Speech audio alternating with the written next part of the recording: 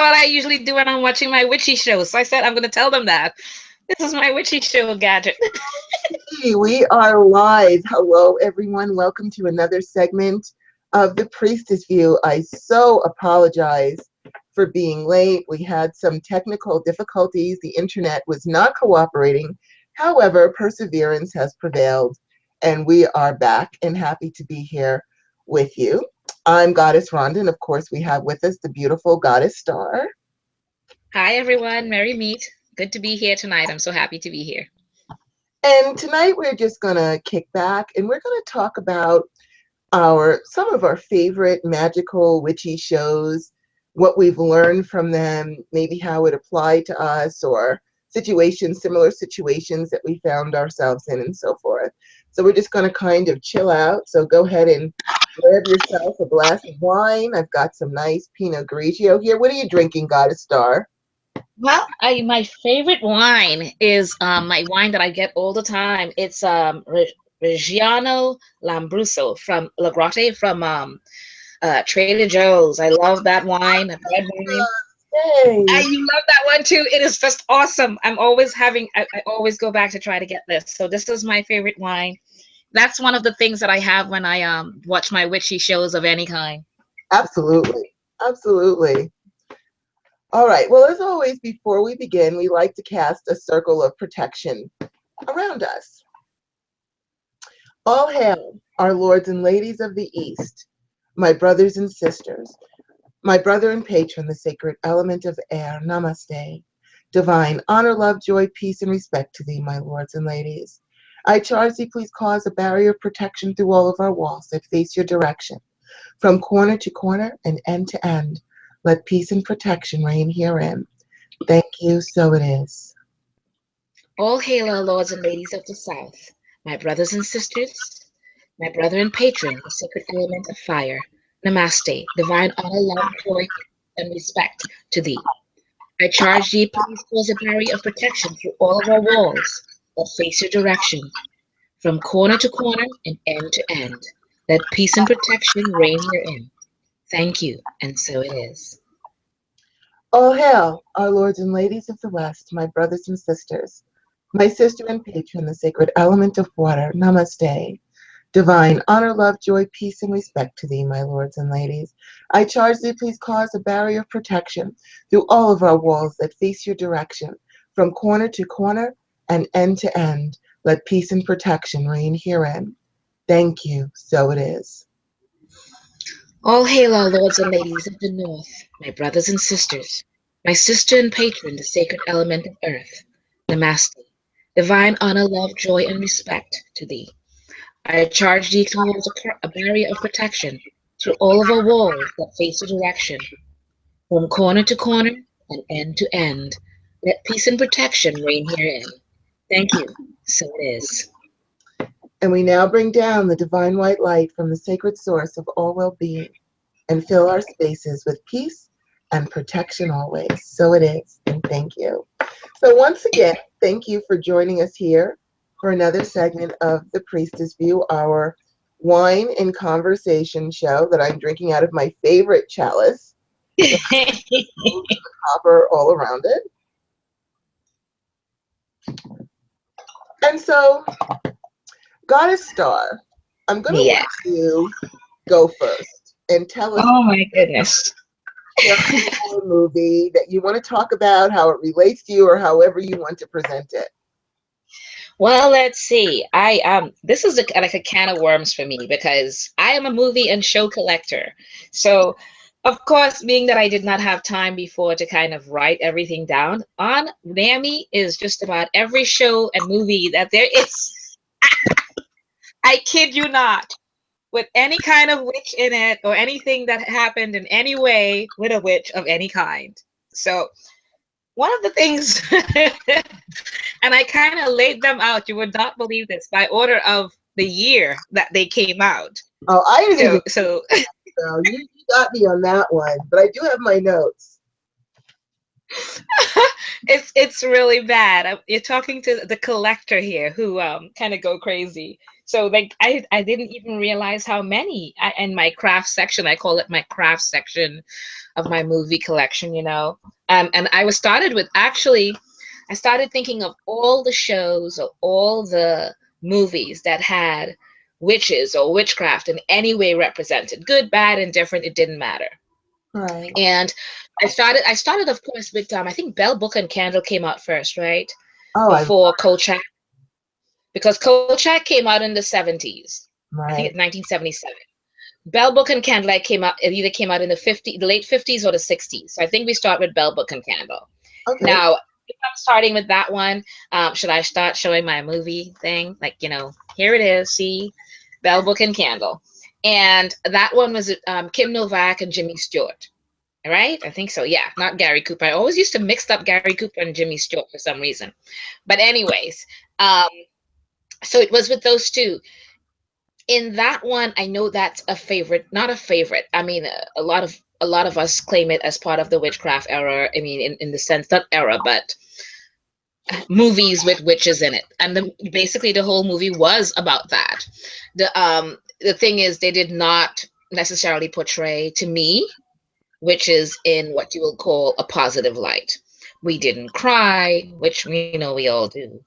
And if we cried, we lose our witchcraft or who we are as a witch or different things like that. And I did not like um, the fact that Kim Novak's character had to give up being a witch to be able to fall in love, you know. And I'm just like, you know, so to me, some of course, a lot of the things that they put through movies as the time went by, I kind of did it in a wave of as they went by, how they went, got better or worse or whatever it is with movies and shows.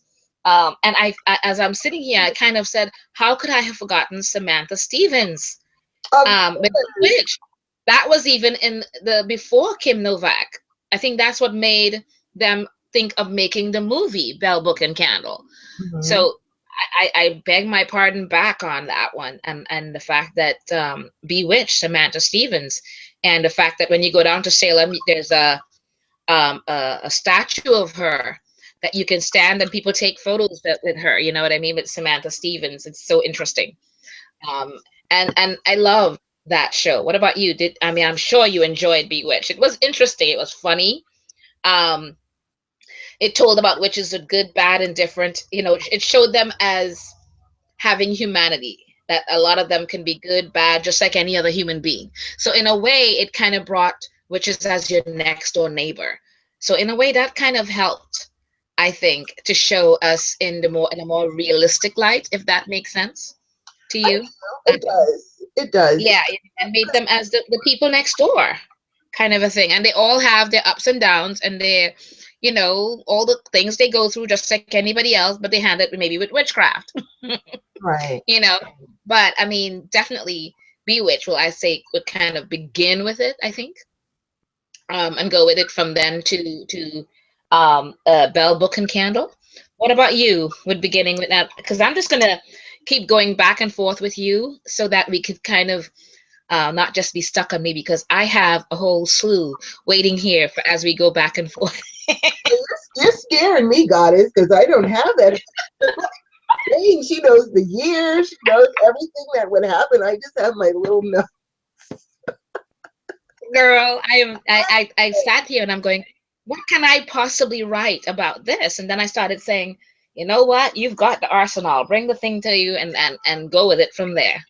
And as I'm going, I know it, you know, because I watch these things so often because they're mine. Right. So let's hear some of yours. Okay, so the first show that I'm going to talk about is a fairly recent movie. I can't tell you what year it was, but probably a few years ago. And it's a Lifetime movie, but you can watch it now. It's available now on Netflix. If you have Netflix, it's available as a play. Okay. You can watch it if you want to. And it's called Salem's Falls. And it's about a small town. Have you ever seen that one? Have you? Actually, I did not. I have not seen anything of it. I've heard people talk about it. For some, I don't have necessarily TV, although I know I can watch it online or Netflix or whatever. But I haven't. I haven't. So I'd love to hear what you have to say about it. All right. So this is one of my very favorite movies because there's a lot of lessons in it. And what um, it's about a small town called Salem Falls. I don't know exactly where in the country it is, but it's somewhere in the mountains. Beautiful, scenic little town. And what I liked about it is that it shows that even when our intentions are not as clear as they should be, we can still get what it is that we really are looking for. In other words, we can cast a spell to ask for one thing, but we actually get what we actually really needed, where the universe makes an executive decision and says, you know what, this is what you really need, and this is what we're going to give you. Well, anyway, in Salem Right. Falls, it's about three teenage wishes. Their names are Jillian, Megan, and Chelsea. And every time their coven meets, and they're only in high school, they're actually, they do their spell work very well for Mm-hmm. a TV show. Every time they meet, each coven member, they will cast a spell to grant the wish of a coven member. So when it's Jillian's turn, Jillian is kind of the star of the show, one of the stars of the show. She wishes for her true love to come in and just sweep her off her feet and take her out of this small, dinky town. Her father owns like three-quarters of the town. So Mm. she's really not happy there. She just wants to get out of there. She wants to fall in love and have him take her away. So they cast this spell for her.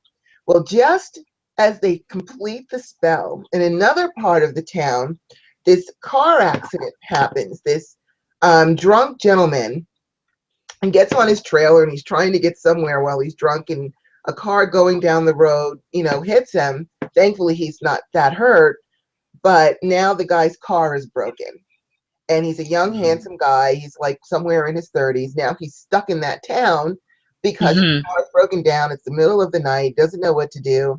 Everybody goes to the police station and they call the older man's daughter who takes care of him, who comes down to get him.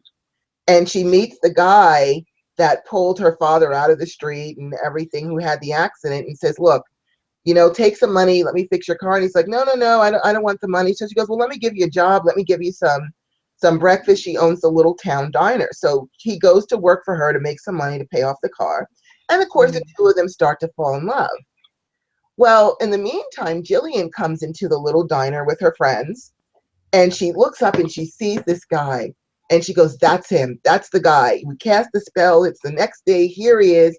He's going to fall madly in love with me and take me away. So she jumps up and she goes over to talk to him. And of course, he doesn't want anything to do with a little teenage girl. He's like, I'm not really that interested. So she's Yeah. still trying to flirt with him and he kind of sends her away because, unbeknownst to anybody, he used to be a teacher in another small town, and he was accused of seducing a teenage student there.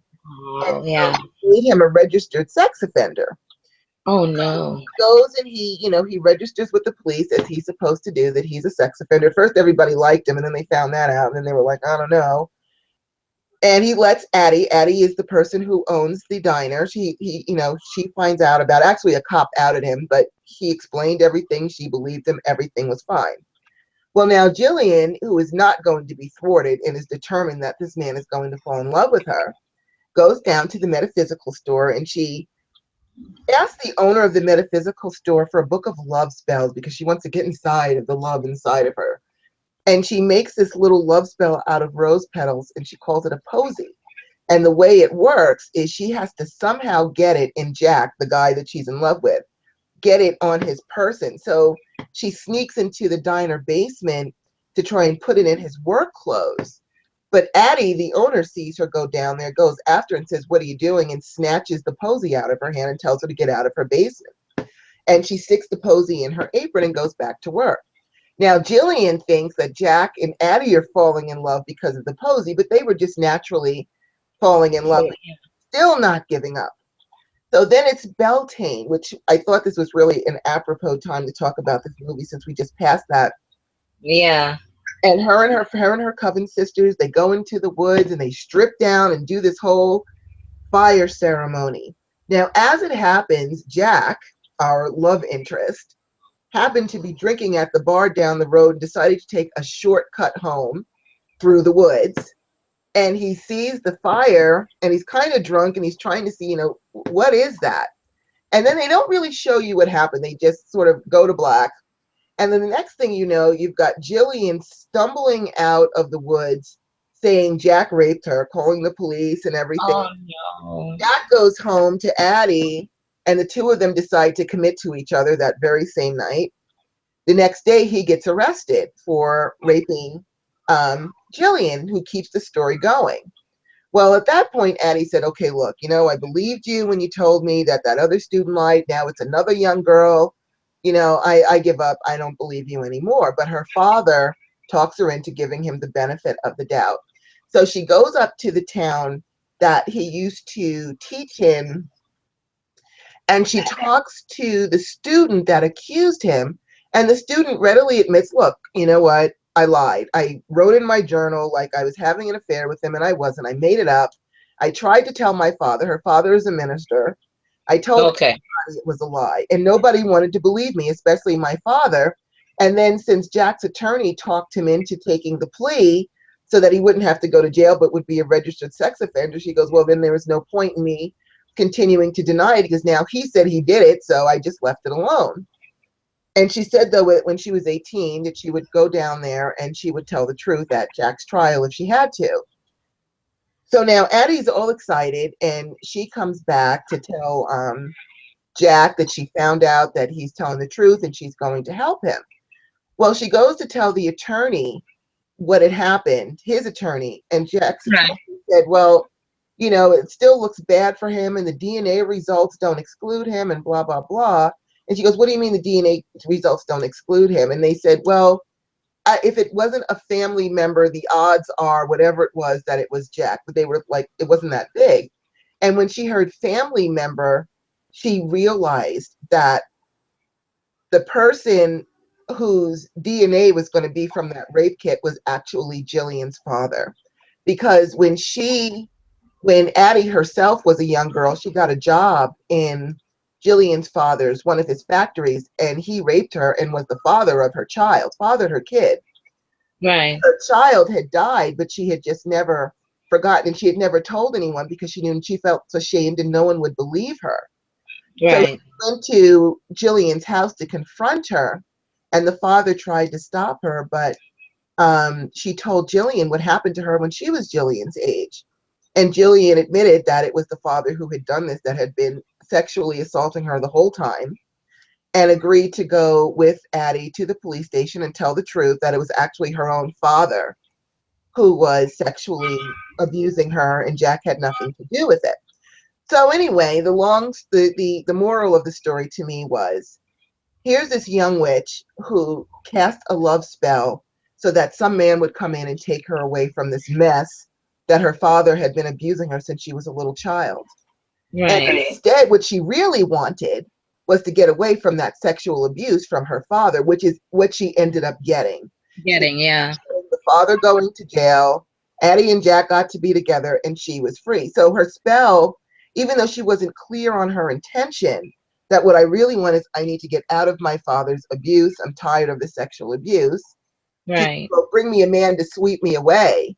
Well, this universe made the executive decision. They brought a man that caused her to finally tell the truth and get out from under her father's abuse. And he went to jail, and then everyone probably lives happily ever after.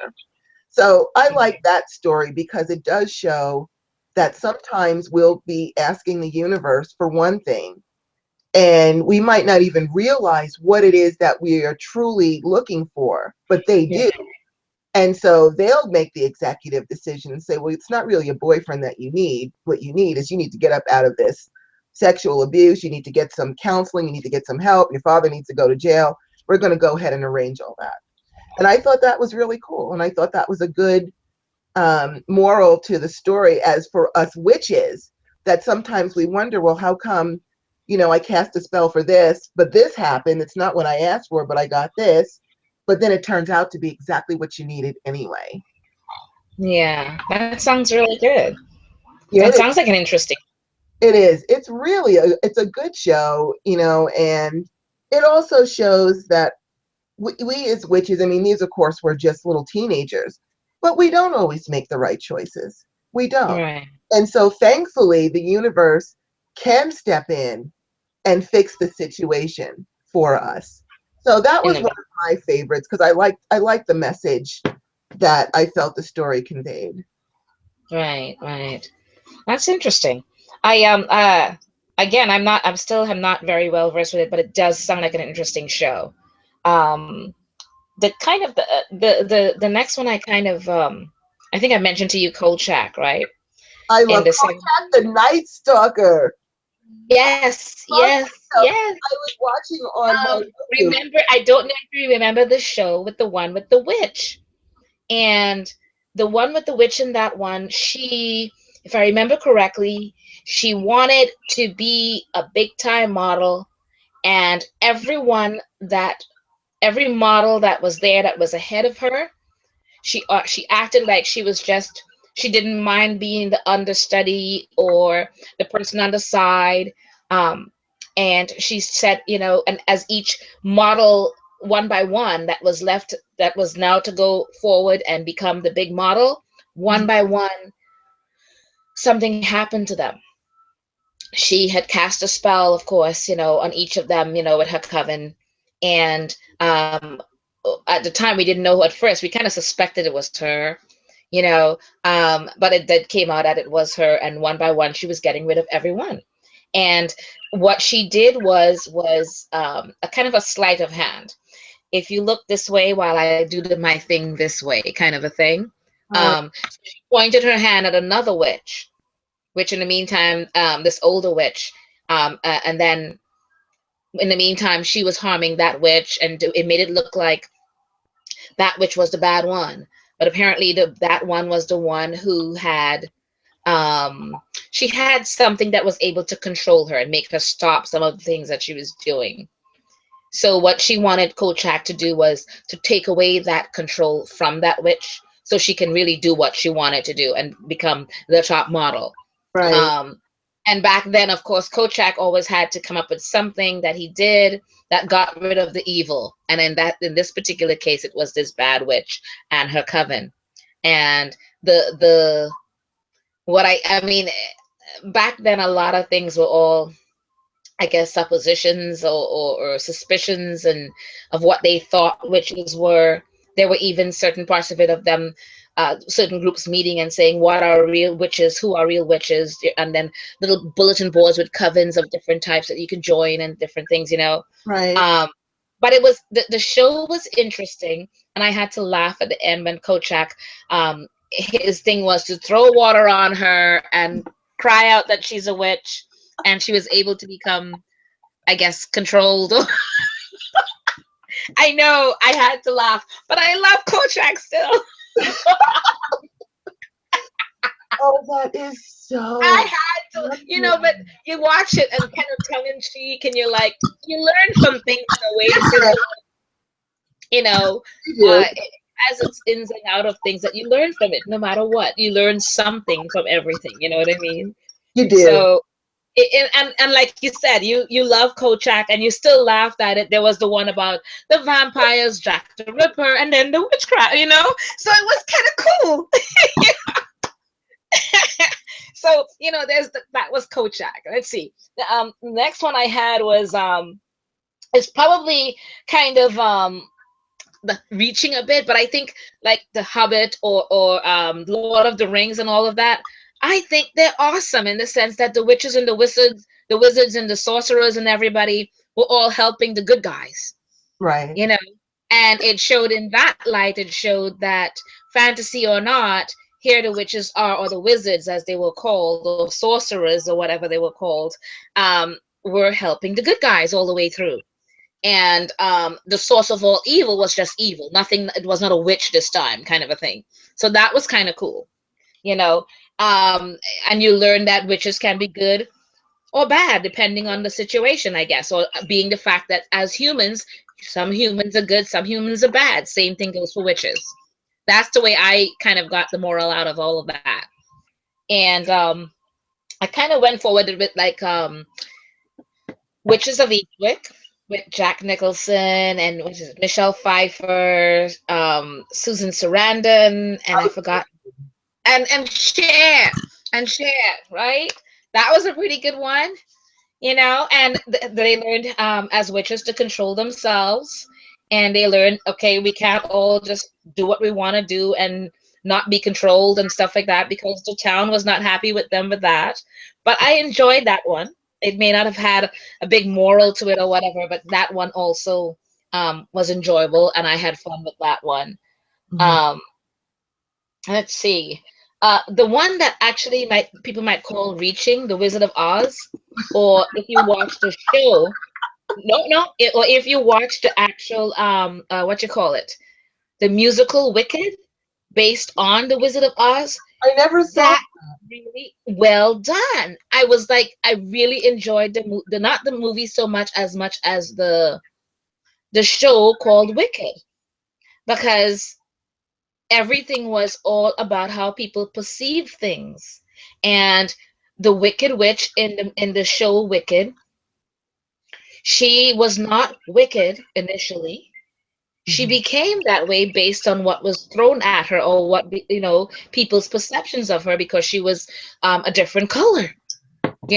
I guess based on how people would say racism or different things. And the witch that they thought that was good, was not entirely good, or she was good as well, and she treated um, uh, the wicked witch, or wicked as we call it, very nicely, Uh-huh. things like that. And it just shows that if certain people treat you a certain way, human beings react one way. If they treat them in a bad way, they react another way. And it's a matter of people's perception. And she really was not wicked. She was beautiful. She was just different. And people being different, even in the world today, we see how people's perceptions with race and different things, Mhm. and how people react to that after a while. They react rather than act the way they are taught or the way they were raised, Right. um, based on that. I mean, just look at the riots and all the different things going on based on racism, whatever the different things that's going on in the world today. So that show, honestly, maybe more people need to take a look at it and not sit back and judge people so much. Mhm. um, but definitely, if you can, or I don't know if they made a movie of it with the show Wicked. It really is truly something to watch and realize what the different perceptions are. But Right. whoever did the screenwriting for it, brilliant, well done, and it shows the characters of people and people's perception and how people are treated and the reason they become who they are. So Right. that was really interesting for me. So I'm going to pass it over to you for right now until I come back to some more ones. Okay, and also I want to invite everyone to our chat room. If you see me typing, it's because I'm acknowledging the people that are in the chat room. We've got Selena, we've got Marmalade 28, so I just wanted to acknowledge them. And by all means, ladies, join right into our conversation if you like to. Yeah. All right, so getting back, let me pull my notes back up. One day, God, a Star, and I are going to have this huge studio, and it's going to have teleprompters and everything.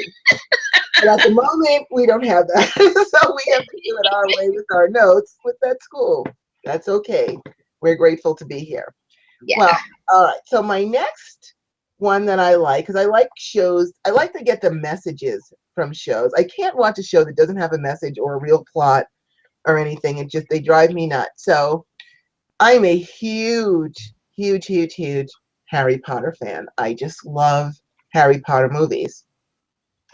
And one of my favorite movies that I think has a really good message in it is the Harry Potter Goblet of Fire one. And in this movie, this is the first movie. I'm sure most of us witches out there have watched a Harry Potter movie.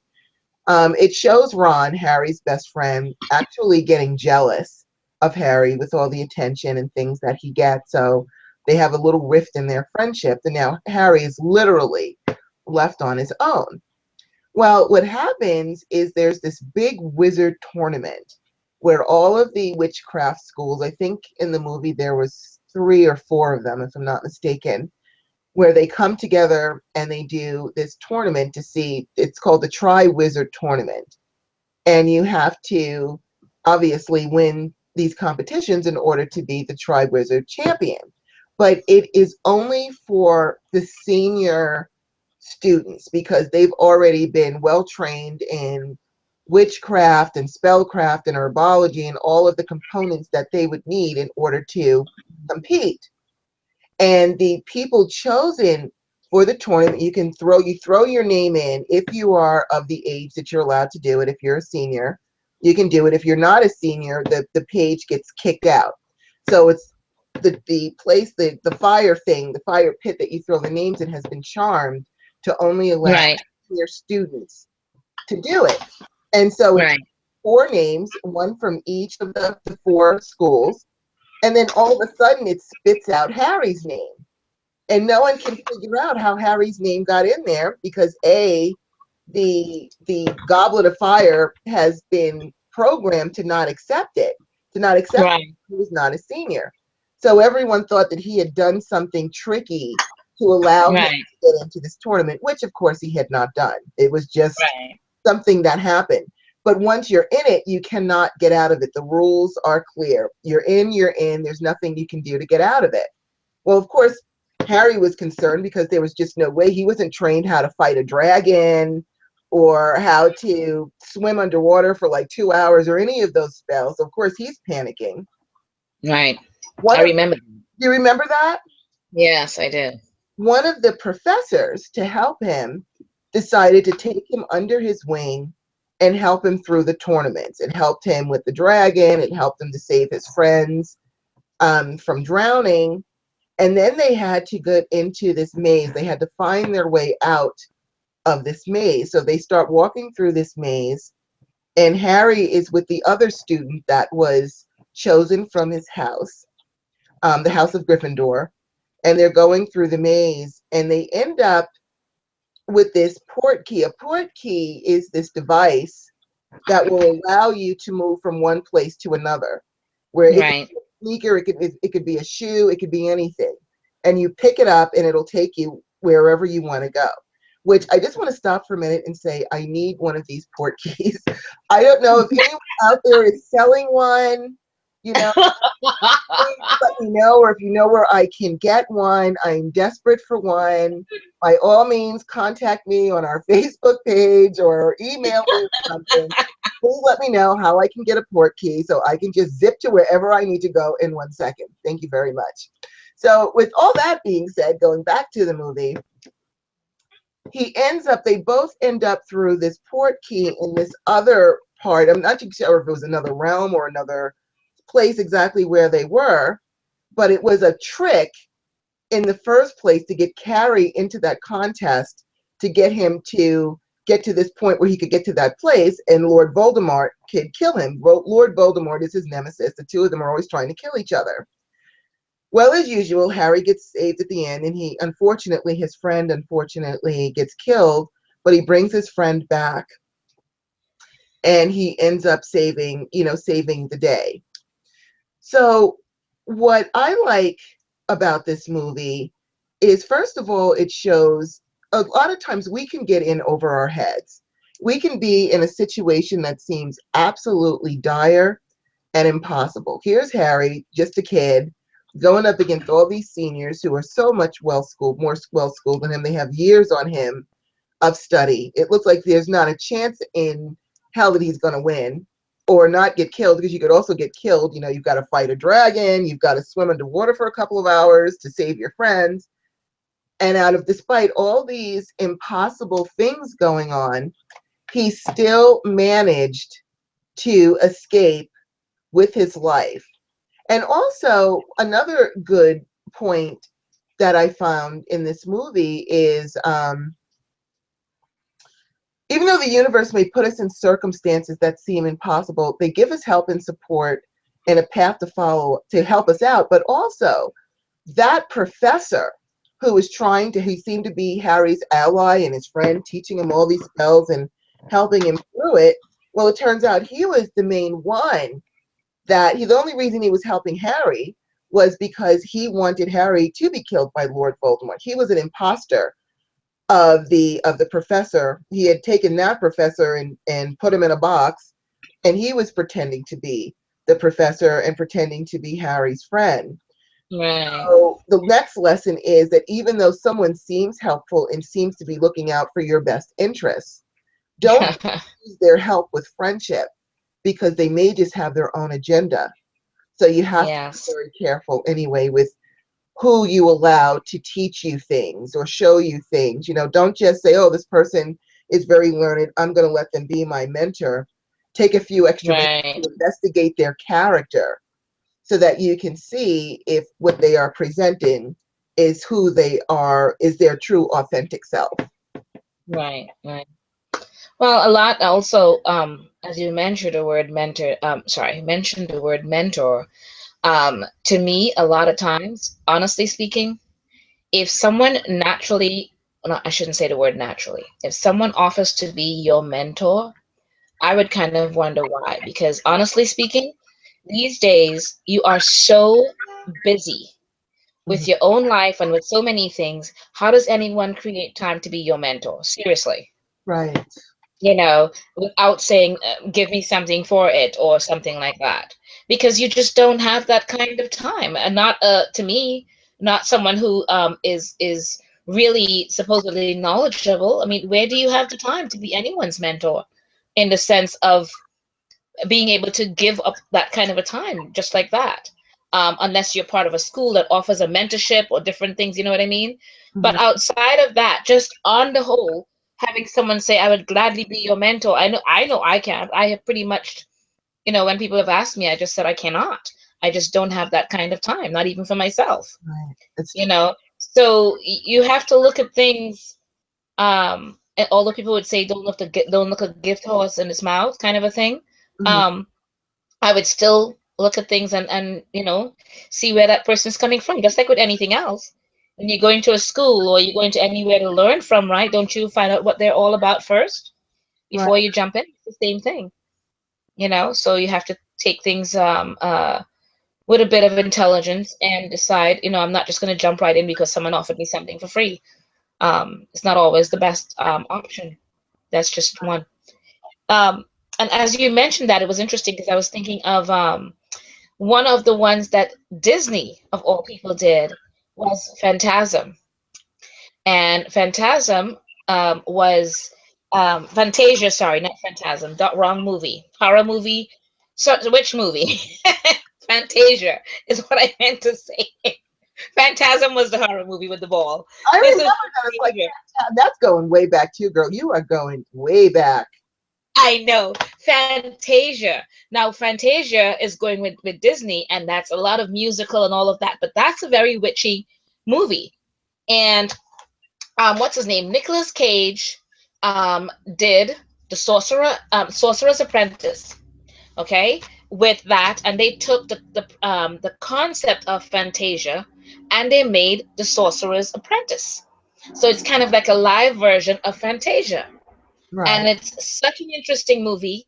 And in that, I saw where even as a fledgling witch, and the mentor that came forward because he had to pass on, and Nicolas Cage was the older mentor that needed, and this time it was a mentor that needed to pass his on because he was for centuries looking for someone, a particular person to pass on this knowledge to. It Right. had to be. It was based on Merlin, and Merlin had died and had been reborn, but the Nicolas Cage's character had to wait for Merlin to be reborn into a particular someone to pass on that knowledge to. Mm-hmm. So for centuries he searched and he kept going to different, trying to find young boys and girls, any one of them that would fit the ring that he had, that was Merlin's ring, The trying drag. to find that witch to pass it back to. And he finally met someone in a young man, and to then have to let him know that he was that witch, he was Merlin, he was all these things. And you watch him go from being so unsure of himself, doubting himself with everything, doubting his power, doubting, believing in himself, and thinking at first that all of his power is in his tools, the ring and all the different things, when all along the power was within him. Mhm. So the whole story that Nicholas Cage was trying to let him know that yes, you can hold on to these tools, but really the power is not in your tools. It's inside of you. This is where everything lies. All it is, it takes that you have to be, or you have to understand that you have that power within you, and Right, you have to trust it, and you have to work with it, develop it, and work with yourself. And right, it was the whole movie was at the end you saw him learn to say, I am that person. I am that witch or that sorcerer. And I am that one with that power. And I have it within me. Because when he lost the ring, he was like, I've lost the ring. I don't have the power anymore. And the whole time, Nicolas Cage's character said to him, it's in you. Believe in yourself. And then in the end, he saved the day by believing in himself, and the power was within him. And he took a bit of modern day things and the old Merlin put together, and he saved the day. And it was really kind of cool. And if people in general learn to believe, or witches in general learn to believe in themselves and the power within themselves, they can accomplish a lot. And they can help a lot of people. They can work on themselves, um, and learn to just accept the fact, good, bad, or indifferent, they are that person who they are, and enjoy and just learn to accept all of that, and go with it from there. So to me, that was pretty good. So you got to watch that movie, The Sorcerer's Apprentice. Kind of cool. actually, you know what, that's one of my favorite movies. I Awesome. so love that movie. So we have to talk. I have to go back into some of the things in the movie. That's my favorite part of the movie, Okay. especially in the beginning, because there is a good lesson in the beginning where the little boy's name. I know his name was Dave. Yes, yes, The you were little so boy right. I forgot was about Dave, that. Yeah. and they're on this bus, and he's trying to impress this girl. I can't remember what her name is, and she Right. draws like what is that gorilla movie that's very old? King Kong, like King Kong. Yeah, I saw that. to go on the building, and he's trying to impress her, and they're going to a museum that day, and he writes a note and says, I want to be Dave's, and he put friend in a little box and girlfriend in a little box, and he passes it Yeah. down to the girl, and she checks the mark on it, and she passes it back and puts it on this little thing. So he goes to reach for it, and the wind takes it away. So now Yeah. he's Yeah. got to know what it says. So he's chasing down this piece of Yeah. paper. It gets stuck on a bicycle wheel. A It dog did everything. Yeah. sits on a dog's paw and goes in the wind. It finally blows towards this store, and it kind of gets stuck a little bit in the mail slot. It's called Arcana Cabana was the name of the store. Yes. Yes. Yes. Arcana Cabana, and it's a curio shop. And just as he reaches to grab it, it goes right into the Right. store. Yeah. And Nicolas Cage, he's looking at all these curios and he's knocking things down. And Nicolas Cage comes out, and I love Nicolas Cage. I just love him half I the. know. Me too. I just love him. Yeah. And this little boy, he's just like in awe at all these things. And he goes, "Did you find a little note that came in here? It just blew in here. It was just a coincidence." Nicolas Cage, as soon as he said coincidence, Nicolas Cage looks up and says, "Wait a minute." He goes, "I want to show you a ring, and if you like it, if it likes you, you can keep it." And it's Yes. way Yes. awesome dragon ring. You said it. Dave puts it on, and the dragon comes alive and wraps its tail around him. And Nicholas Yes. Cage says, "Oh, you're this great wizard. You don't know it yet, but you are." And goes Yes. to Encantus, the big book, and then Balthazar, the mean guy, comes out in this big. I don't want to go over the whole movie because we'll be sitting here for hours. But anyway, the point that I like about the movie is the little boy had no idea that he was a wizard. None. But the universe again conspired to open that path to him to show Yeah. who he was. And even though at that point, at the end, towards the end of that segment in the store, about they're having this huge fight in the store, and he runs out and he accidentally gets wet, and it looks like he wet his pants, and all the kids are laughing at him, and Yeah. it turns into this huge disaster. And so he takes the ring and he puts it away, and I don't think he picks it up again for 10 years. Right. Right. But that's right, because they got trapped in that barrel for 10 years. Yes, yes. The Dutch dolls. The Dutch dolls of the ones that go inside of one another. Exactly. And they came out 10 years later. And of course, they want that ring. So they're both the two guys, Nicolas Cage and the other guy. I can't think of what his name is. Who the other Oh, guy works for Morgana. They call the Morgana. yeah, yeah. And Dave is called the Prime Merlinian. I remember all this stuff. It just because when you started talking about it, it all came back to me. But anyway, the You point got is, it. for 10 years, he denied that this even happened to him. It wasn't real, but he kept the ring, but he just went about being his usual self. He's a really smart guy. He's an engineer.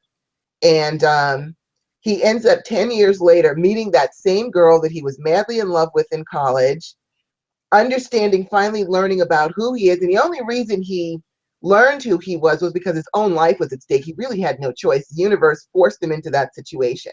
Yeah, He yeah, forced him to bring that power out of him until he finally recognized and accepted who and what he was, which I have other stories that go along with that line, where it's important for us. The universe will show us that we're magical beings, but a lot of us will reject that because we think it's not real or people will make fun of us or whatever. But you can only reject who you truly are for so long. And that's one of yeah, the things I loved about that movie was here's this kid, he's like, oh my God, this couldn't have happened. This was the most humiliating thing of my life. I must have imagined the whole thing. And then 10 years later, he's right back where he started. And this time forced into actually learning about his ability, saving the day, getting the girl, and then riding to France on this giant metallic bird yeah. that, I remember that. that Yeah, had no yeah, idea how to fly, but they just jumped on it anyway. But it was a really good movie. So I'm glad that you brought yeah. that up. As a matter of fact, you just made me remember something. See, we kind of play off of one another because there's something interesting with Laurie Cabot. She says, and it's the truth. And I've met many witches that claim the same thing, Penzac as well, that science and witchcraft are now catching up to prove, like, or rather, science is now catching up to witchcraft to show that it's something that's real. It has all that energy that witches have been knowing all of this for centuries. Now Right, science is catching up to prove what witches have already known for centuries. And it was interesting because in that same movie, what is he? He's a chemist, he's an alchemist, hmm and he's good at all the sciences and everything. And he took his sciences with his craft and he put it together hmm to help win the day at the end of the movie. hmm So as you were watching it, I was thinking to myself, look at this, science and witchcraft finally working together. So that also brought that to mind for me with that movie. So it was that's a really, really very well done movie. that And was of course we love Nicholas. oh, he is so hot. Sorry, but he is. Love him, love him, love I him. love Nicolas Cage. I do. I just love him to death. I do want to acknowledge in the chat room, and I've never seen the show Salem, but I looked it up online while I saw this. We've got Selena who says, I sure hope you discuss Salem. I love that show. Did you ever see that show, Goddess Star? Because I'm going to definitely check it out now because it sounds really good. Like I said, I have not seen it, but from what I'm hearing about it, I would love to check it out. Well, it's a fairly new show. It says the first episode date was only a year ago, April 20th, 2014. So just a quick synopsis so that everyone knows what Selena is talking about. As the wife of an ailing but very wealthy town selectman, Mary Sibley holds the distinction of being the most powerful sorceress in Salem, Massachusetts. Ruthless yet vulnerable and with many secrets to hide, Mary leans on her ageless accomplice, Tituba, to help advance her agenda. All When Mary's right. long ago love interest, Salem native John Alden, returns from war duty to find the town paralyzed by fear of a witch hunt, her plans take an unexpected turn against a backdrop of townspeople pledging to rid Salem of evil by any means necessary. Mary and John are thrust into a world where horror, hysteria, and supernatural reign, where what really fueled the infamous witch trials in the 17th century All Massachusetts. right. So that sounds really good. I'm actually going to, I'm sure I can see it online. Right, right. We can check it out. Why not? Yeah, I'm definitely going to check it out because it sounds really good. And it does have Goddess Selena's stamp of approval. So we're going to go ahead and Yeah. for that one. All right. So let me just go back to my screen with my notes in it. All right. So the next movie I want to talk about this actually has a lot of things that I feel really is important for us as witches and pagans to pay attention to because a lot of people, Right. they think of us, well, and we are strong and we're powerful and we can do all these things, but we still are subject to human issues that Right. abuse, all kinds of things. So my favorite show, and I'm sure the favorite show of many witches, called Practical Magic. Yay. Yes.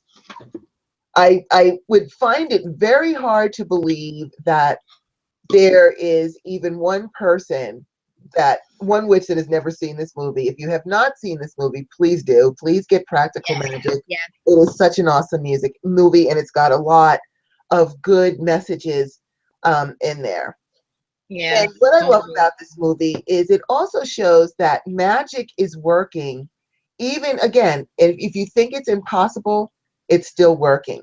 Now, the story, if you have not watched it, is about two young witches. They start off as little girls, Sally and Jillian. They grow up with their aunts, their witch aunts, who are very, very, very way cool. Jillian is this fiery, free spirit, and Sally is very conservative. She's very quiet, very conservative. Well, apparently there's a family curse that dictates that if the man who falls in love with them, a tragedy is going to happen to them. So Yeah. Sally, the conservative one, decides that she never wants anyone to fall in love with her. She doesn't want to fall in love and have this curse. So she casts this spell that the man who falls in love with her is going to have one blue eye and one brown eye. And she just concocts this fantasy man that seems like it's impossible. You're never going to find someone who's got a blue eye and a brown eye and all these little requirements that she has. And she does it. She says, this way, it's impossible for this man to show up because no one looks like this. It's impossible. On Yeah. the other side, her sister Jillian can't wait to fall in love, runs away and elopes. I think she was like 16 or 17. She looked really young. I don't think they say how old she was, but she climbs out the window and she goes off and she just lives her free spirited life. In the meantime, the aunts see Sally growing up and she doesn't have a boyfriend or anything. So they decide that they're going to make her fall in love with someone. They really had good intentions. They just wanted her to be in love and to have a boyfriend and to experience life. So they cast a spell, and she ends up falling for a local businessman. I think he does produce or some has a produce store or something. I can't remember exactly. They fall in love, they get married, they have two beautiful daughters, and then of course tragedy strikes and he dies. And she finds out that the reason she fell in love with him was because her aunts cast that spell. So she decides she doesn't want anything else to do with magic, nor will her daughters ever have anything to do with magic. That was it. That was the last straw for her. No one was ever going to do magic as far as she was concerned. Well, in the meantime, her sister, Jillian, falls in love with this guy named Johnny Angel Love. She just loves this guy, and he's dark and moody and mysterious. And then he's actually physically abusive towards her. Yeah. And she goes home to visit with her sister after her sister's husband died, but then she left and went back to Johnny.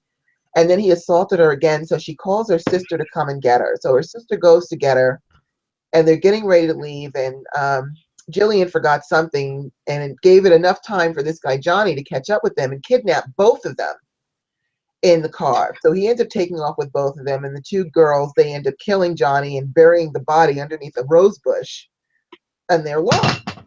But they forget that they have his car that's sitting in their driveway. Well, the police come looking for him and they see the car and all. So now they've decided that maybe the best thing to do is to bring the guy back to life so that they didn't technically kill him. So now they end up with a zombie who's stalking them. I mean, it turns into this horrible mess. The aunts say, like, you can't Yes. get this mess. You dudes are on your own. The aunts refuse to help out. And Yeah. here we are in another impossible situation where they've got this zombie on their ass. They don't know what they're going to do. And then the Well, zombie, he wasn't, interrupt you for a second. He wasn't a zombie. He was a ghost, I think. oh, ghost, actually, he started off like a zombie because he was in his own body. But then they got rid of that body, Yes, and yes, yes. You're right. You're right. You're right. Okay. his soul jumped into Jillian's body and he possessed her. Right, right. And now Okay. they're like, well, we can't kill her because, it's her, but he's inside of it. And the funny thing is that they had always been shunned by the community because they were witches. No one wanted to talk to them. The kids were mean to them, the whole routine. Well, as it turns out, that same community that shunned them, they were all closet witches that were just too ashamed to come out of the closet. But they all came out of the closet to help them. And they put their brooms together in this big circle, and they ended up saving Yeah. Jillian and getting rid of the boyfriend. And Sally gets back into magic, and then she's teaching her children magic, and then she gets together with the cop, and everything ends up really, really well.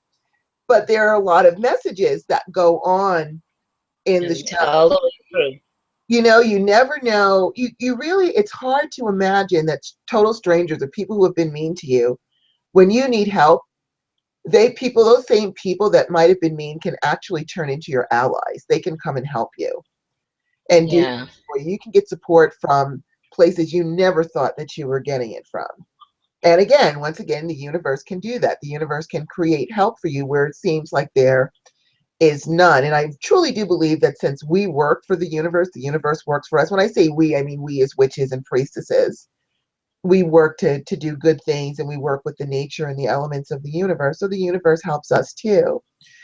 And Yes. so the other moral to the story that I like is about how tricky love spells or any real spells can be. You can think that Yeah. you're creating this impossible thing like, I'm going to do a spell to win $50 million in the lottery. And your subconscious, like, there's no way you're going to win. Do you know how many people are playing the lottery? There's millions of people playing it. You're not going to win it. So what's the point?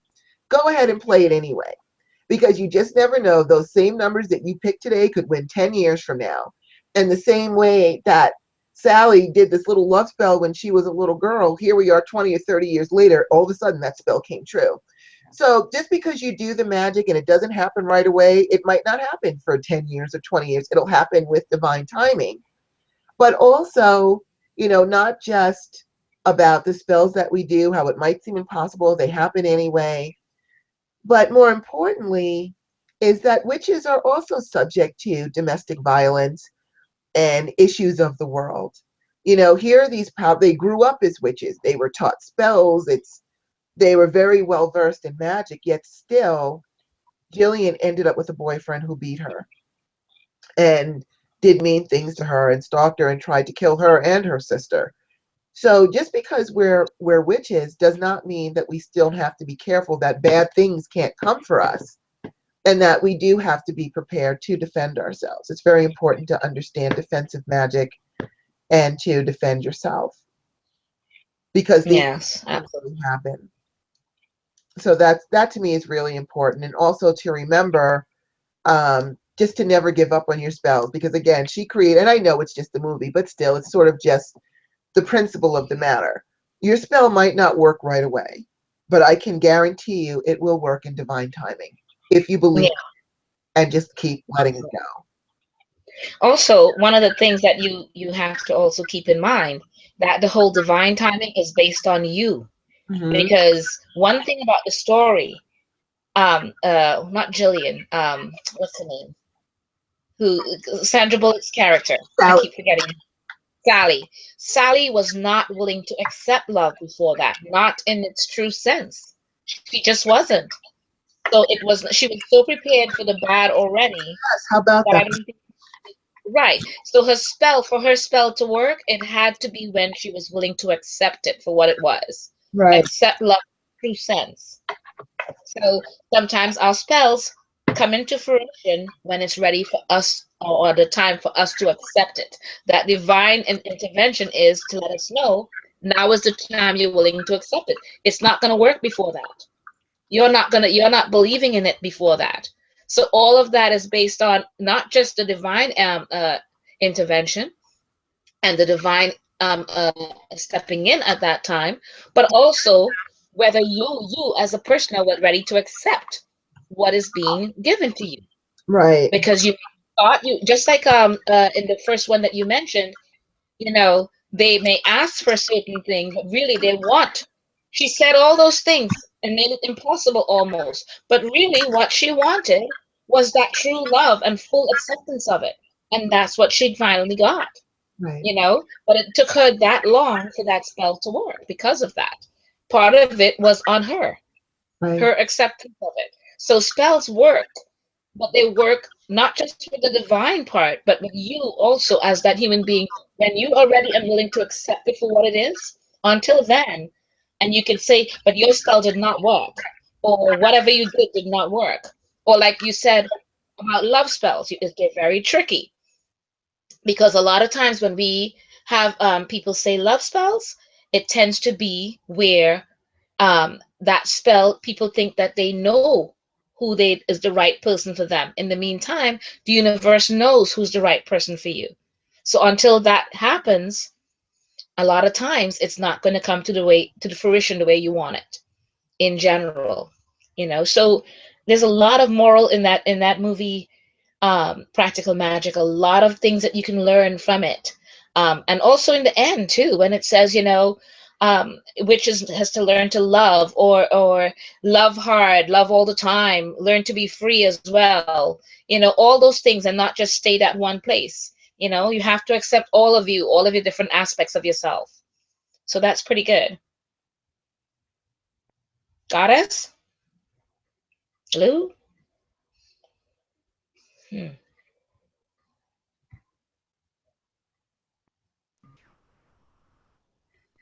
Goddess, Rhonda? I'm sorry, my internet went down again. I hope you can see me. Oh, Can you see me? yes. Yes, I can see you. Can you see me? I can. I apologize. I was like, I hope the whole. I'm glad you're still there because I was like, I hope the whole thing didn't shut down. I apologize for that. I'm having some technical difficulties tonight.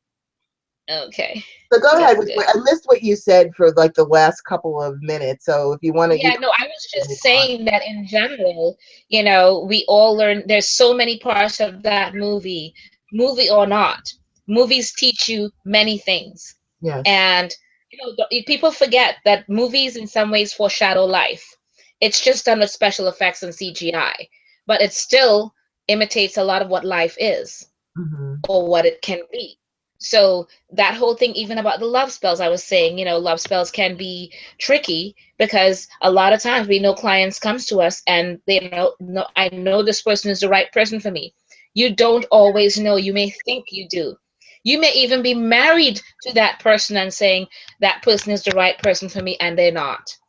So if it could be to that degree, you just never know, and you cannot say that someone is definitely the right person for you. You really cannot. Not just like it takes time, it takes um, uh, maybe perseverance, it takes intervention of the divine, everything, all of it. And when you're ready to accept who is really right for you, Yeah, so it's a lot. It's a lot involved with it. there is a lot involved with that. I also want to say, just to address that, because I think this might help people. We go through our lives often with the same people. We have what we call our soul pod, and we keep Yeah. coming back and we're around the same people. But each lifetime, those people play different roles in our lives. So you can actually look at someone and say, oh my God, I just feel so much for this person. I know I'm supposed to be with them. They're supposed to be with me. But that could be because in another lifetime, you were together as a couple. But in this lifetime, that is not the role that you are supposed to play. And so, even though your soul might recognize this person as a love interest from before, in this lifetime, they might be just here to be a coworker or something else and then go about their new journey, their new path in the lifetime. So I know that that happens a lot with people where they'll see someone and it's just, oh my God, I love this person. I know this was, I just feel we're supposed to be together. I know they're my soulmate. I just feel it. What you're Yeah. feeling may be very true, but it may be based upon a lifetime that no longer applies. So you have to kind of Right. back and say, you know what? Am I feeling this because I feel this for this person in this lifetime? Or is it because I feel like I know them from another lifetime and I'm reaching out to them? If you get that, you know what? I know this person from another lifetime. I'm sure I haven't met them. I just met them now, but I know them from before. That's a really big clue that in another lifetime, maybe they were your love interest and your soul hasn't forgotten.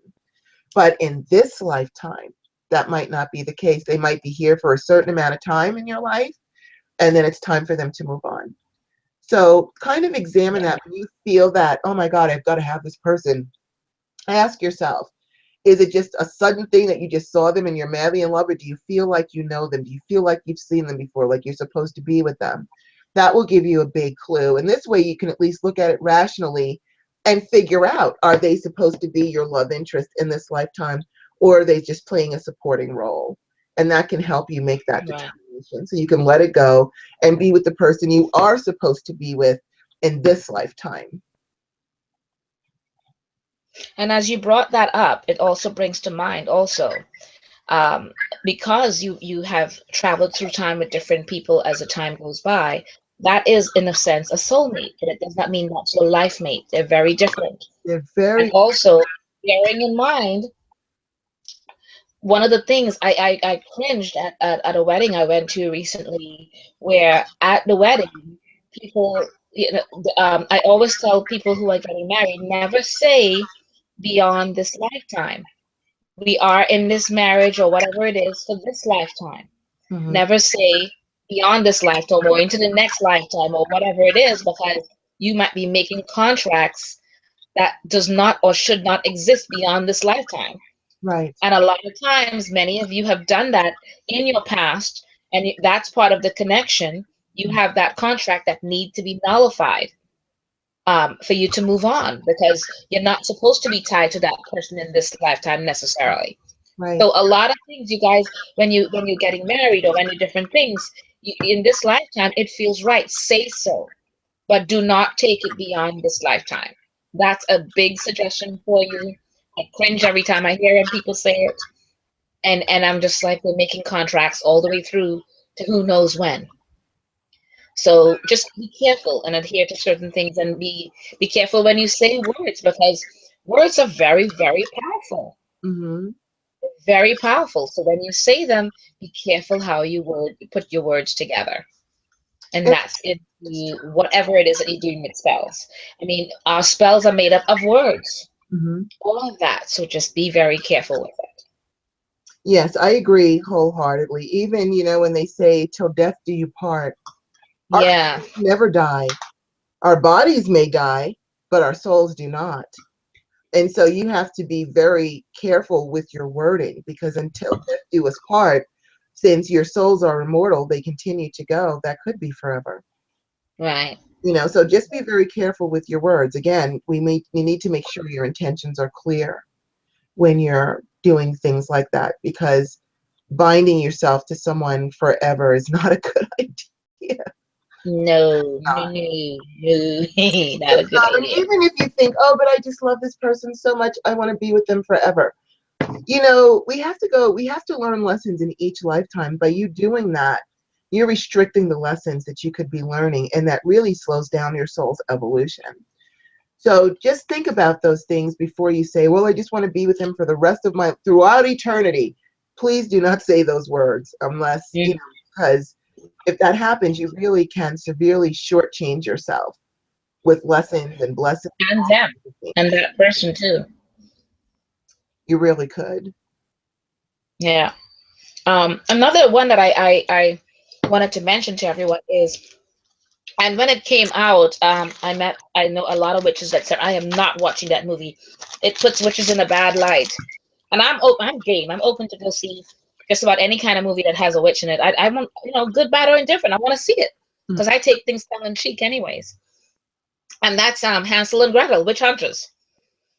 And I went and I watched this movie, and I loved it, because it was not as straightforward as people thought. It's not just Hansel and Gretel Witch Hunters. That's how they look. It looked like that's how they started out, Mm-hmm. but really they're not. I mean, they are, but they're not. They're hunting the bad witches necessarily, and then in real life, good, bad, or indifferent, bad people, good people, good people hunt bad people in the sense of, they want to make them to take them off the streets when they're doing the bad things to people. Right. So in this movie, they start as kids. Their parents, they did not know why their parents took them into the woods to hide them, not knowing that they were being hidden. They took them out to the woods, and when they never came back for them, they thought their parents just abandoned them. And the whole story about Hansel and Gretel and being orphans and all of that. And I loved the way that they did the movie in the sense of, yes, I loved all the gadgets, the archery kits and all the different things. It was awesome in this movie. But one of the things with the whole morale part is they grew up thinking that they hated witches until they started saying, look, when they came back to the house of where they lived, they were like, look at this house. Look at where we are. There is a witch's lair beneath where we lived. This was our house. Our parents lived here. We lived here. So what is this? What does that mean? You Mm-hmm. know? And here they've been killing all these bad witches. And the bad witches you can tell in the movie because they're all like really ugly looking and everything.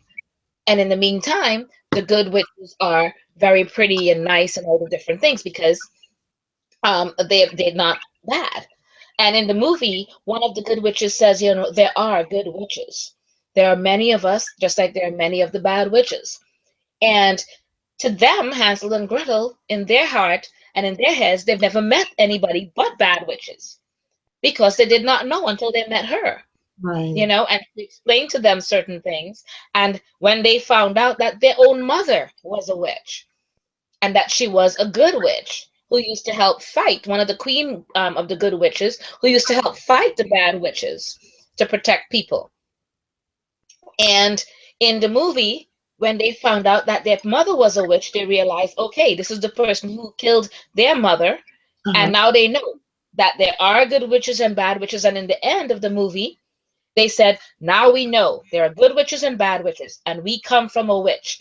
Everybody better fear us because we are witches, we are witch hunters, we are this is what we do, and we fight the bad witches. We fight that good fight, you know? And the troll that was with them, the other boy that joined them, everybody. It was just, but then they kicked butt. It was really kind of cool, all the different gadgets and stuff. But the movie just showed you that, I mean, I wish we could identify good and bad people that easily, but it's just not the way in real life, unfortunately. A lot of bad people look really pretty or very handsome. You know, Unfortunately, we can't do that like that in real life. But in this movie, that's what it is. And when I explained it to some witches, I said, you got to go see the movie. It really shows them that they themselves learned that not only are there good witches, but they came from a witch, that Mm-hmm. they were witches themselves, you Mm-hmm. know, and they knew this at the end of the movie. And it's just a lot of things is to me that whole thing about judging a book by its cover and believing everything is one way when if you go and take a look, there's a bigger picture there involved. Mm-hmm. There's more to learn. There's more to the moral of it, and there's more to examine about it and realize there's good and bad in just about any type of people. And Right. to me, I took that into the real world of, there's good and bad in any race or in any groups of people. Right. It's just people's perception of it and how they perceive it and think, well, this group of people, they good, all of them. In the meantime, when they're shocked when a bad one comes out, you're like, really? They've always been there. That's Right. just your perception of them. So to me, Hansel and Gretel rocks in that sense. Not just the moral of it, but it was just a cool movie. I think I saw it, but I'm not remembering anything, so I'm going to write that down that I can. Look at it. Look, there you go. See, look at it. There's the picture of it. And you remember the guy from Hawk in the Avengers? Event. He is the one. Look at him. He kicks butt. I love it. All right, I'm writing that down. That's on my Gotta watch it. Hansel and Gretel, the Witch Hunters. Rocks. I also want to acknowledge in our chat room, Marmalade 28 wants to talk about American Horror Story Coven. Did you get to see that at all?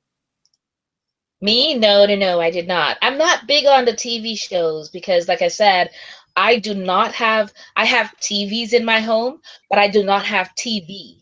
As in, I'm not willing to pay for cable and stuff like that. And I have so many movies in my home, like almost 2,500 movies. So I kind of go movie style. Everything I have or anything I want to have or see, I buy. I gotta have it. I'm not willing to rent it. I have to buy it.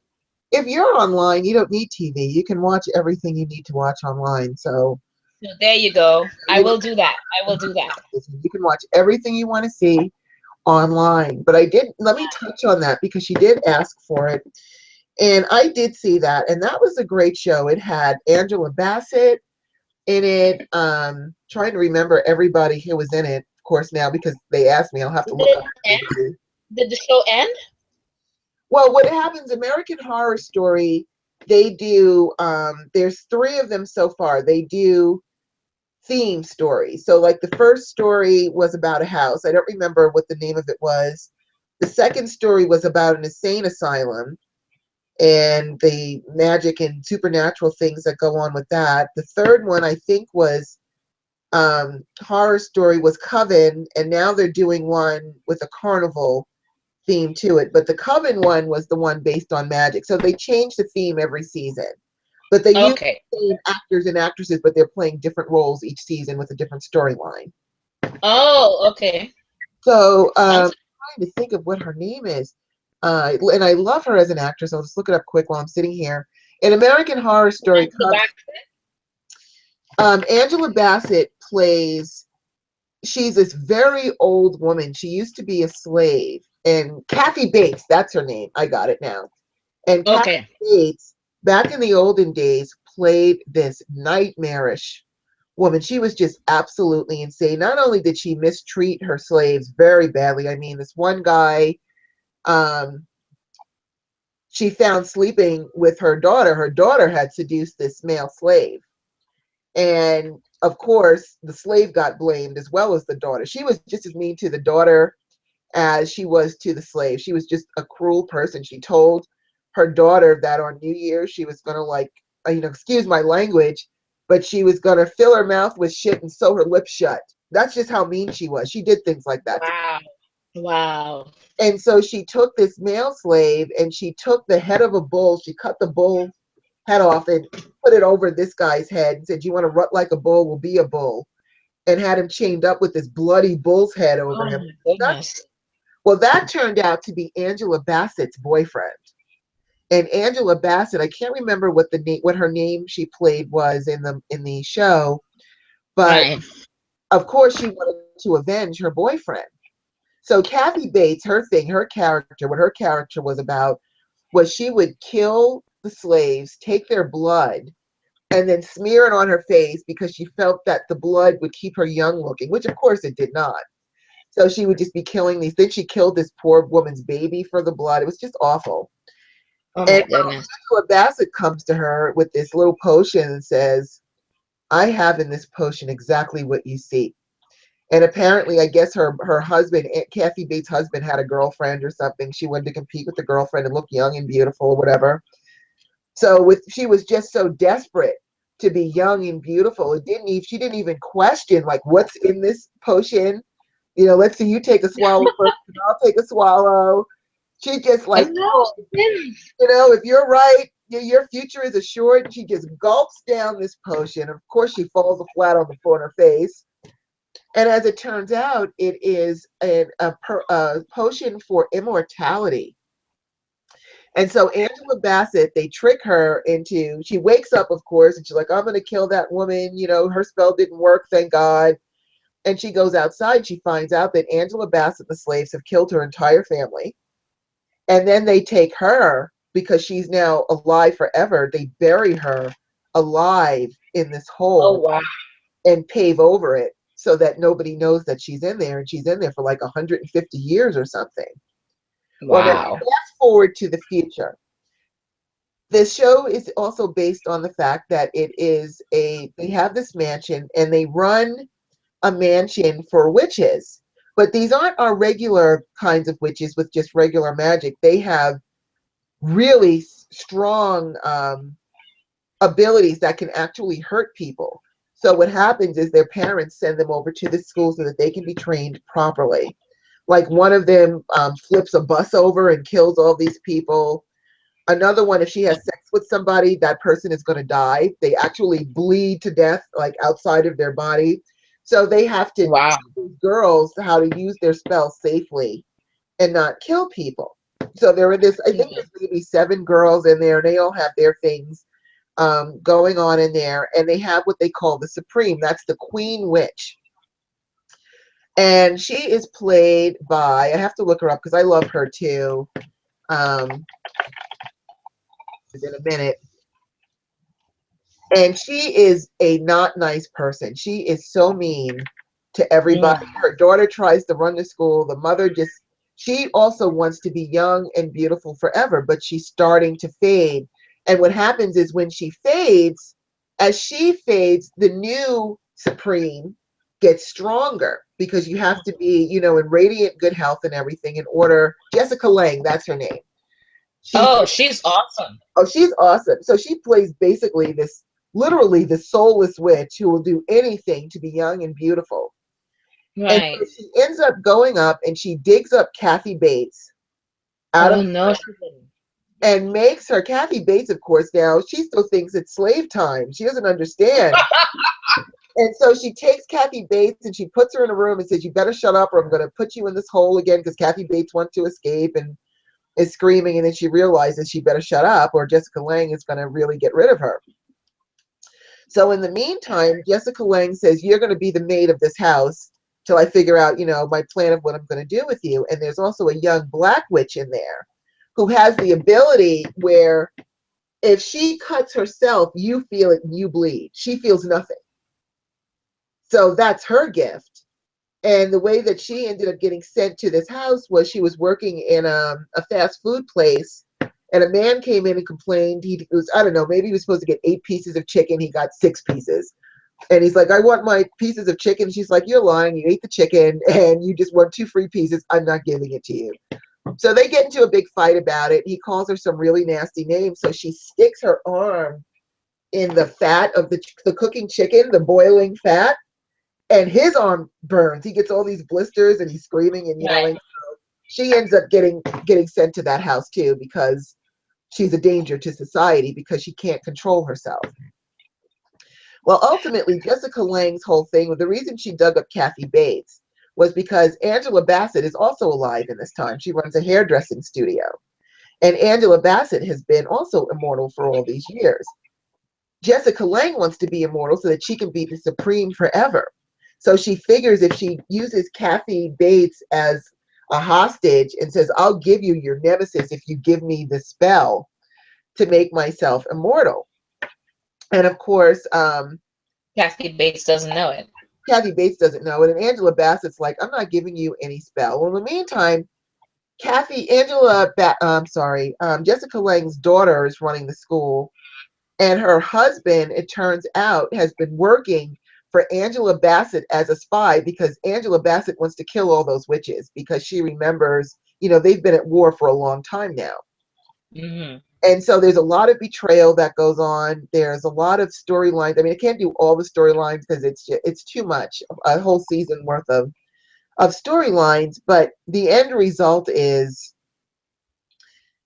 that you learn that the people that you should trust, you can't trust. The reason Angela Bassett was immortal all these years is because she sold her soul to I can't say that he's a demon. I can't think of what it's she sold her soul to an entity. And every year she has to make an offering of a baby. So she goes to hospitals and steals babies every Oh year, wow. offers it as a sacrifice to this guy. So it doesn't exactly put us witches in the best of light. But Right. in this show, there are good witches and bad witches. and young witches learning how to deal with their power. Right. So it really was an excellent, excellent storyline with what was going on. And of course, it always turns out okay, and the true supreme does reign, and the bad witches are gone, and the good witches, and she opens up the whole company now. All they have all these witches instead of just a few. So it really is an excellent show about good and evil, and it shows us in all of our faces. There, like you said before, there's good and bad in everybody, in every religion, in every spirituality, in every walk of life. Yeah. Good and there is bad.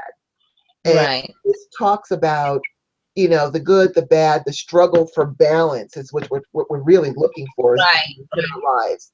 And so it really was an excellent show. It really was. If you can see it, which you can watch it online if you want to, or since you like to buy things, you can buy the DVDs. I think you can, Right.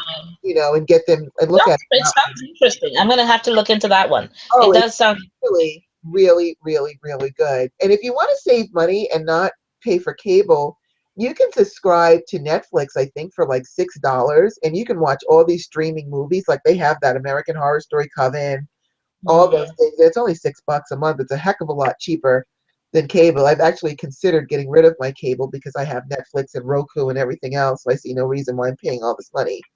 But anyway, getting back to our thing, that was, I addressed that for Marmalade because she wanted to hear about that, and so we did that. And also welcome Vanessa, who also just joined our chat room. Let me send you a little welcome thingy here. There we go. All right, so before I jump into the secret circle, did you want to share another show with us? Gotta stop.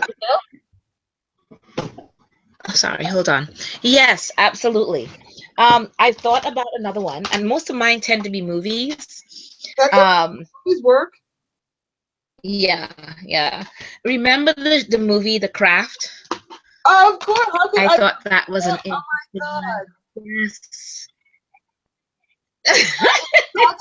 I love. I figured you'd remember that movie.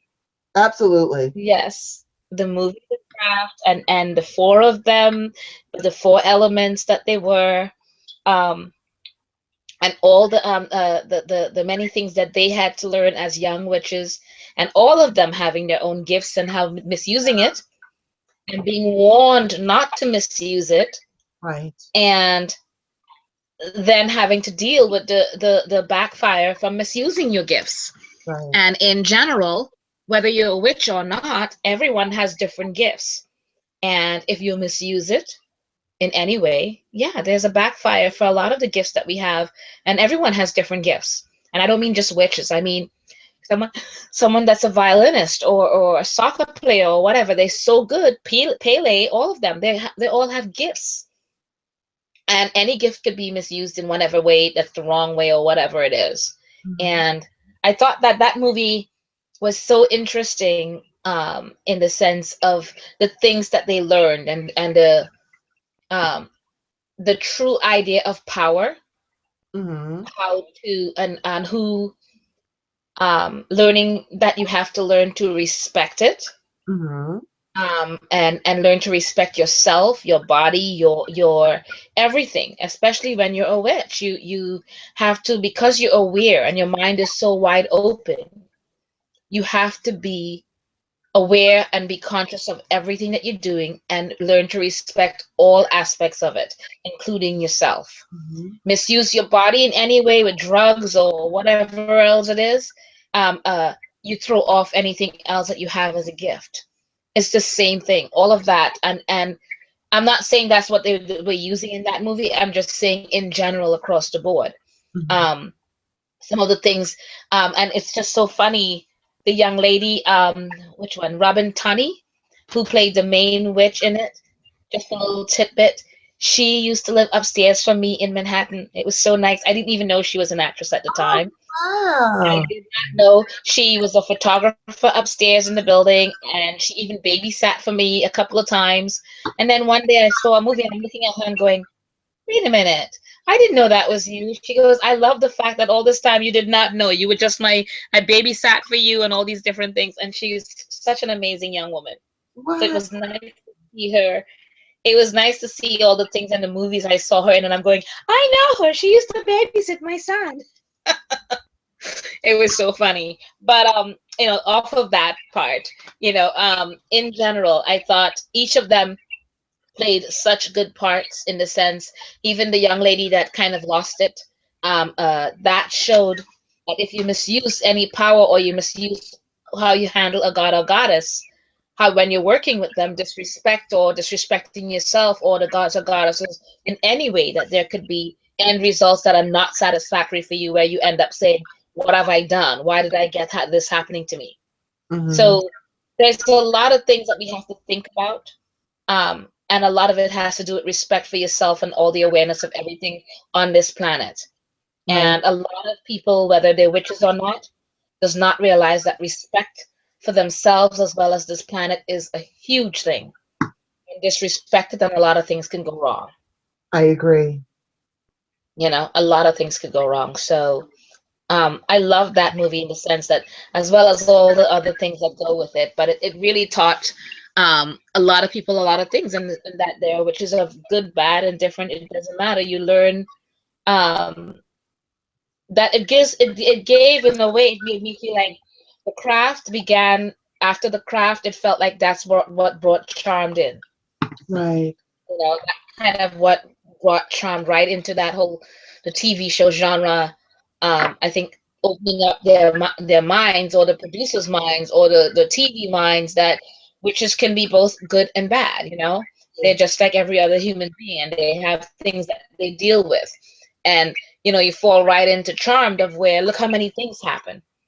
Right. So many things could happen that like in anybody ever regular person's life. So there's a lot that that movie taught, and that movie has become a cult classic to a lot of people. Yeah, I So, think that that is one of my favorite movies. It is. so what are some of yours right now? One of the shows I wanted to talk about, and it's called The Secret Circle. I'm not sure what channel it comes on because it just was one of those things on Netflix. I was looking for something witchy to watch, and that came up. So I looked at a couple of episodes on it. And while I don't tend to go so much in my old age for the teenage shows as much as I did when I was younger, it still had a very important message in the episodes that I did see. The basic premise of the show is there's a high school girl, her name is Cassie, and unbeknownst to her, she is a very powerful witch. Her mother was also a very powerful witch, but her mother left the coven and took her child, much like in Practical Magic, where Sally didn't want her kids to be a witch because she didn't want them exposed to the bad parts of it. She did Right, the same thing to her daughter. Her daughter had no clue. Well, one day, unfortunately, her mom died, and the daughter had to go and live with an aunt in that same town where her mother grew up with. And now the children of that coven that her mother belonged to, they were raised in witchcraft. They knew that they were witches, and they also knew when she got there that she was a witch, that she was the missing component.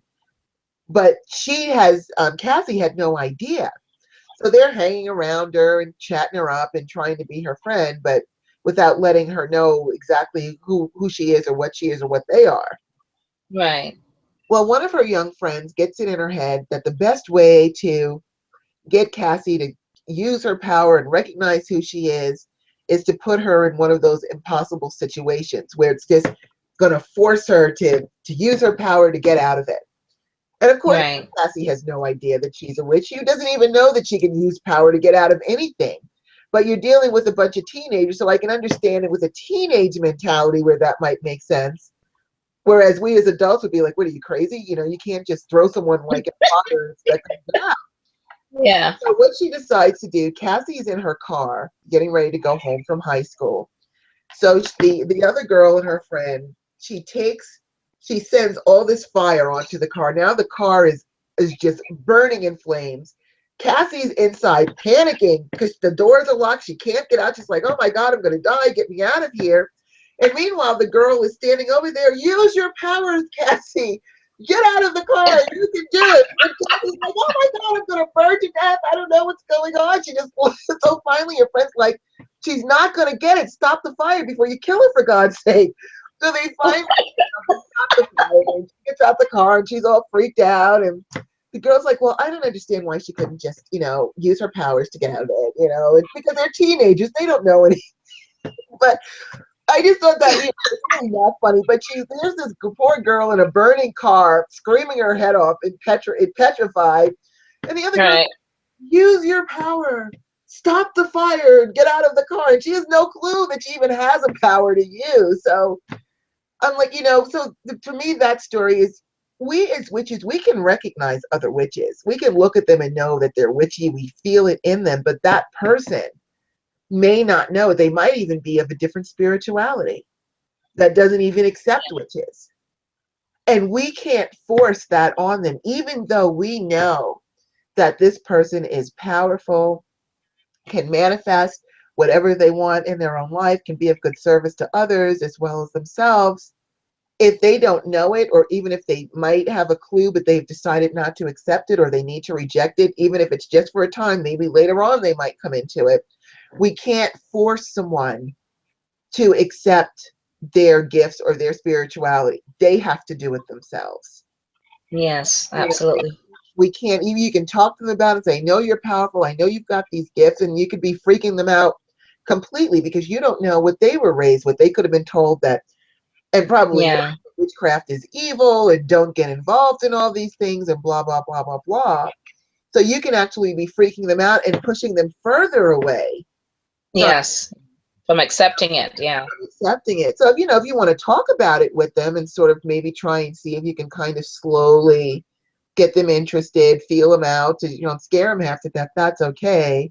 But, we don't want to try and force ourselves on them. And we definitely don't want to put them in dire situations to force them to use their gifts to get out of it. And they have no clue as to what to do. So you could actually hurt somebody when you're trying to get them to do that.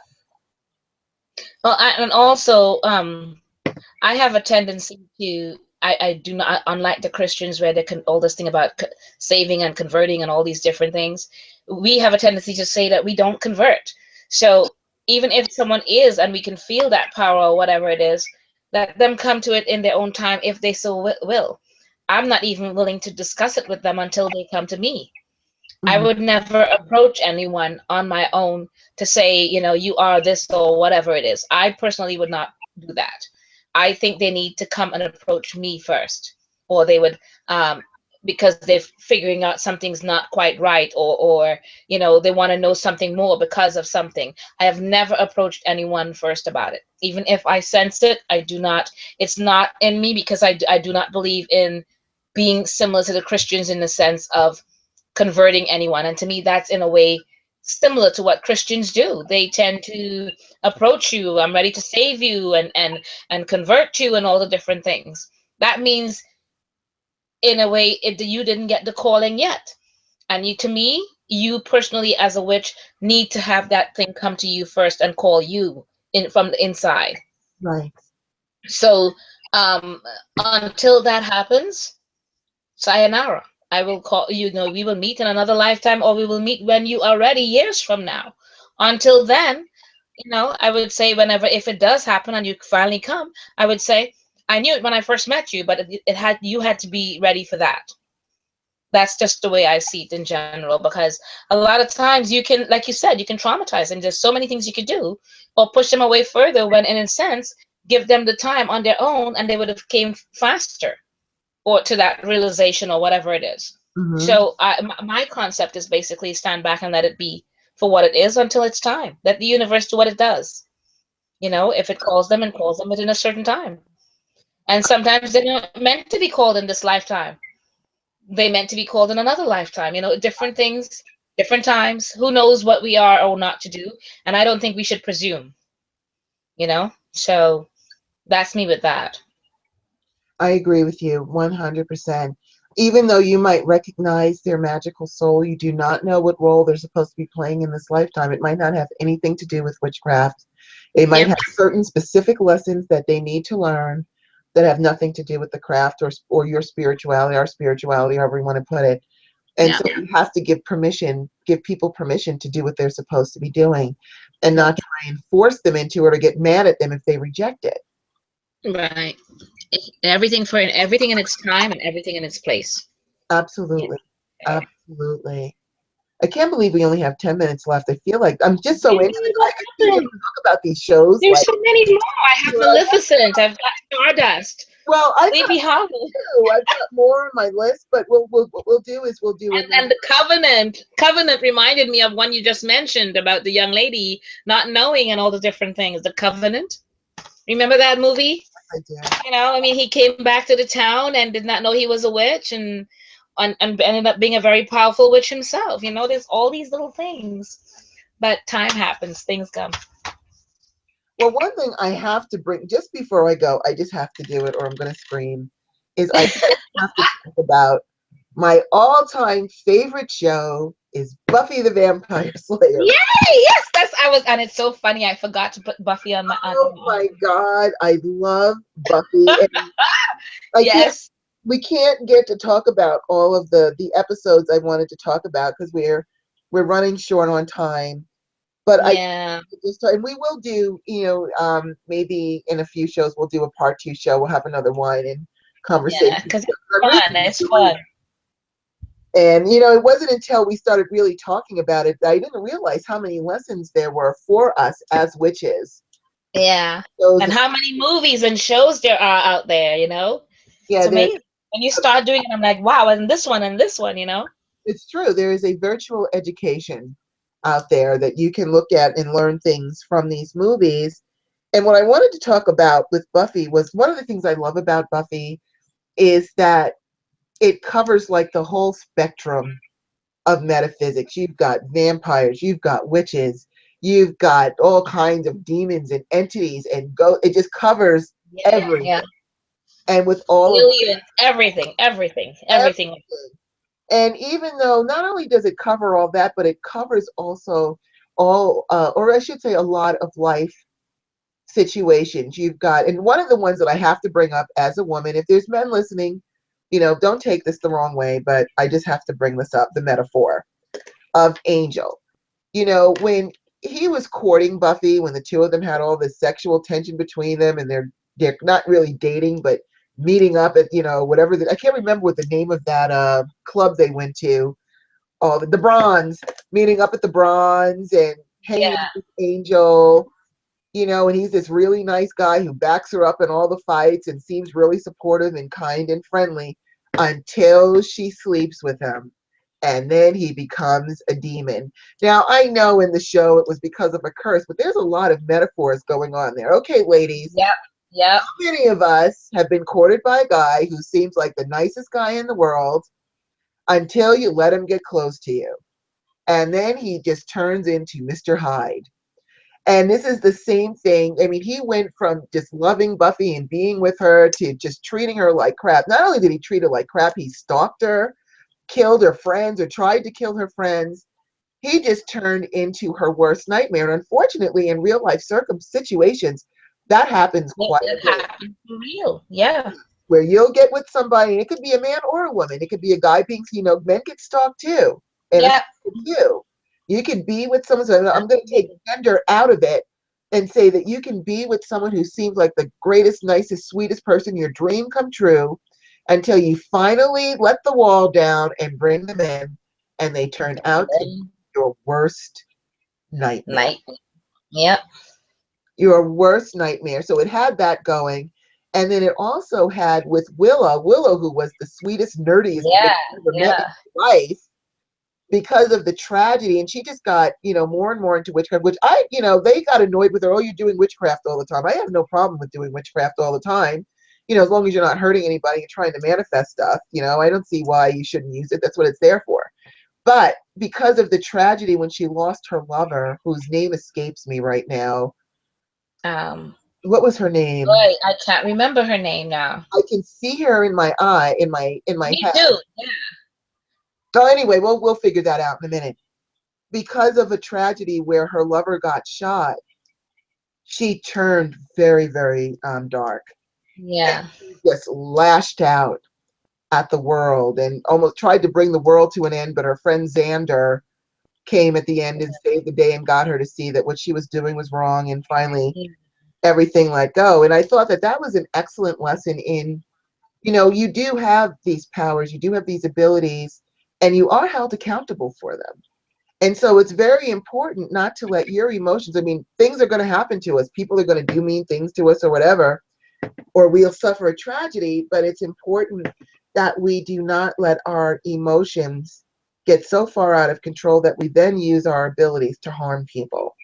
Right.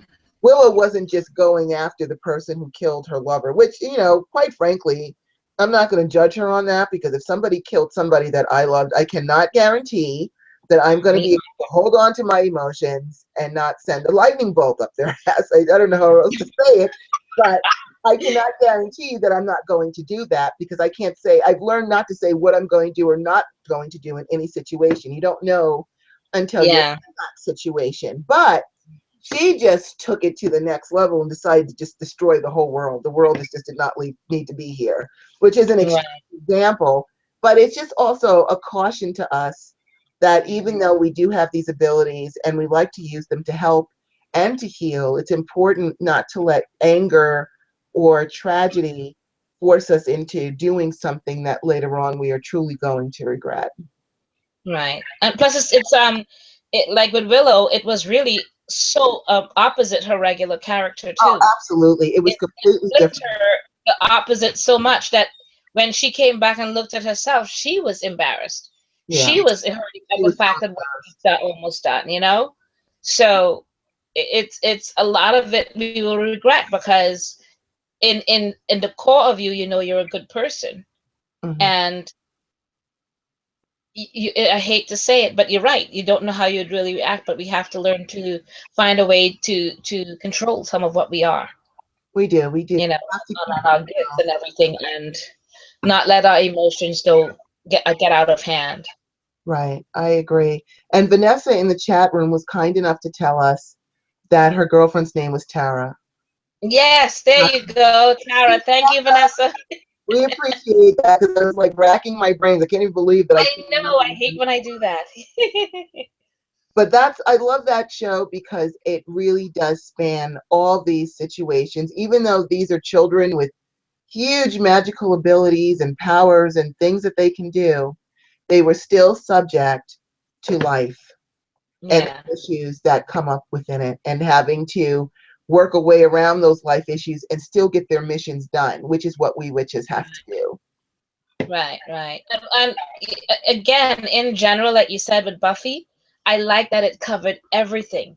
They covered everything from the mundane to the very magical to everything, and everything had a moral. You may not realize it, but just about every Buffy show had a moral and had something to teach you. Yeah, Joss Whedon was brilliant in what he did with this show, and if you don't see it, then I don't know what to say because there's so much lessons that can be taught and learned there. So I'll always be grateful. I have the whole series, got it all. I I know you am do. happy to say I have the whole thing. I I know got all of Charm, all of Buffy. I was not passing those up, so I've got it all. you. I'm with you on that. That's awesome. Yeah. Well, we've somehow managed to whittle it down to only 2 minutes left, which I still can't believe because I'm not even warmed up yet. I've got my I list of know. I have shows you I here too. Next time, next time. do. Well, we will do a part 2 show in the future and about these shows, because they really are great lessons. And also for you new witches out there, it's also a good resource. You should watch them, and because you can learn a lot from them, as Star and I Yeah. both have learned. So as always, well, first we're going to go ahead and close out our circle. Hail and farewell to our lords and ladies of the elements and the directions. We thank you so much for your kind service and release your energy back to its source. Blessed being, thank you so much. And I want Blessed to be. thank everyone once again for joining us for another segment of the Priestess View. Please like our Facebook page. Please share it with your friends. Let everyone know, because this is a show that is for pagans and by pagans and addresses the issues of pagans. So please join Goddess Star and I again next week for another segment. And until then, merry meet, merry part, merry meet again. And we at the Priestess View bless you with peace, prosperity, good health, and the manifestation of all of your desires. Good night, everyone. You. Good night, everyone. Merry part. See you next week. See you next week. Bye bye.